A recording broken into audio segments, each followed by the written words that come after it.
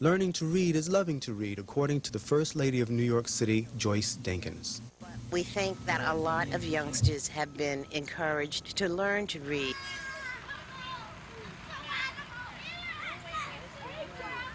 In fact, Joyce Dinkins has a personal mission to instill a desire to read in New York's children. Why do you enjoy reading? Because it's fun. Because it's fun. What about you? Why do you enjoy reading? Because it's good. It's good for you, right? And you learn a lot, right? That's good. Twice a month, she reads aloud to the city's first graders, hoping to share with them the pleasure and value of reading. I'm asleep, baaed the sheep. Not now, mooed the cow. Oh, cowed the crow. Then I'll do it all by. She shared the stage with celebrities from the entertainment and literacy fields who, like her, are concerned about our country's literacy problems.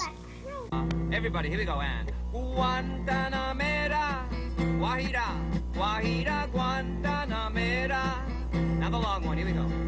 Guantanamera, Guajira, Guantanamera. I'm just a man who is trying to do some good before dying, to tell each man and his brother and sister too that we should love one another. Raven Symone, the spunky young star from The Cosby Show, captivated the crowd as she read aloud with the First Lady. I don't dare, whinnied Mare.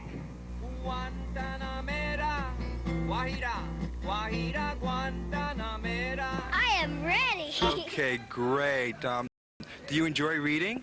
I love reading, you know. Reading is so significant for everything else that they will learn in school, and they now, we feel, have a desire to learn to read.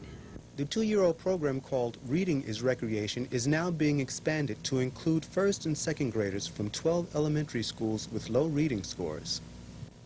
Corporate support is a major contributing factor towards the success of the Reading is Recreation program. David Gale, senior editor of Dell Publishing, gives us some insight on the Adopt a School program. NMAA Dell has adopted one school in each borough of the city. We chose the schools based on the 12 of the schools Mrs. Dinkins is working with in her reading program. Each of these schools, we've donated 1,000 books for the children for a school library. Our Trumpet Book Club has donated classroom sets of books to each classroom in the school. We've donated audio tapes and parenting collection and books for parents. In addition, we volunteer in the schools. Staff members, over 150 staff members are involved.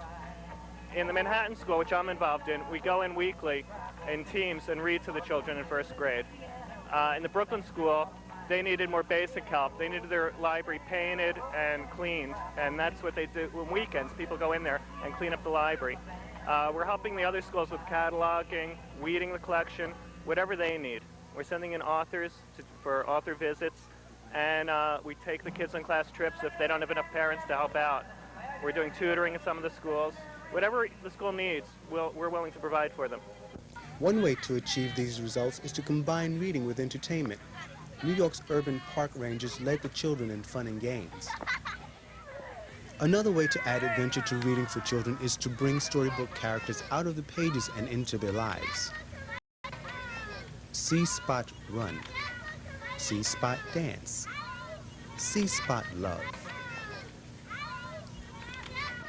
Authors and illustrators have combined talents to provide material for these events. And to ensure their success, Rita Garcia, a children's author, gets her ideas for her books this way. Actually, I get the ideas from looking at the kids that I see every day outside my window, running around in the streets, just doing what they're doing. I look at them and I tap into them and they become my characters. He's coming so fast, his shadow is 10 feet behind. And at every jump, he hollers, "Skunk in the bunkhouse! Skunk in the bunkhouse!" Leah Komaiko, another children's author, reads aloud in both English and Spanish. Oh, what's that? She says, "Well, I couldn't be better." For a long time, I've wanted to do a book about a child who realizes that people can be in two different worlds, which is what my sister is in, two different worlds, the American world and the Spanish world.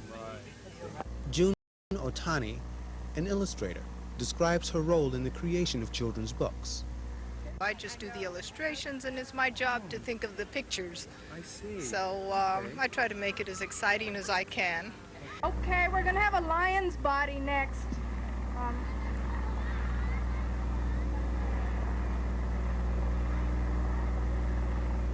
It's gonna be hard because the lion needs a mane, so I'm gonna just sort of put the mane over here on the bird. The success rate of the program will be determined when next year's reading scores come in. But Joyce Dinkins knows clearly what her goals are for these reading sessions.